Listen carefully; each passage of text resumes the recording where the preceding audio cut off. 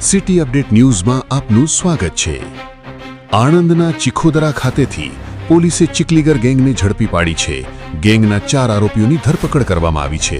પૂછપરછ દરમિયાન અનેક ગુનાઓ ઉકેલાયા છે। મુખ્ય આરોપી આઝાદ સિંહ સામે 12 ગુનાઓ નોંધાયેલા છે। ગેંગ મોટા શહેરોને ટાર્ગેટ કરતી હતી। પહેલા બાઇક ચોરી કરી, પછી ઘરફોડ ચોરી કરી અને પછી બાઇક બિનવારસી હાલતમાં મૂકી ફરાર થઈ જતા હતા। ઓળખ ન થાય તે માટે મોઢે માસ્ક પહેરતા હતા।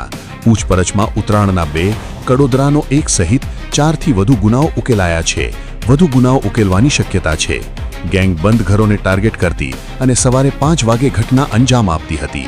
ઘરના બહાર પડેલા ન્યૂઝપેપર પરથી ઘર ખાલી હોવાની ઓળખ કરી ચોરી કરતા। અમદાવાદ, વડોદરા, સુરત સહિત અનેક શહેરોમાં ગુનાઓ કરી ચૂક્યા છે। ઝડપાયેલા આરોપીઓ રીઢા ગુનેગાર છે અને અત્યાર સુધી 12થી 14 ગુના આચર્યા હોવાની કબૂલાત આપી છે। City update news, Sufiyan Mulla. જોડાયેલા રહો, કારણ કે હવે શહેર નહીં સમગ્ર દેશ કહેશે।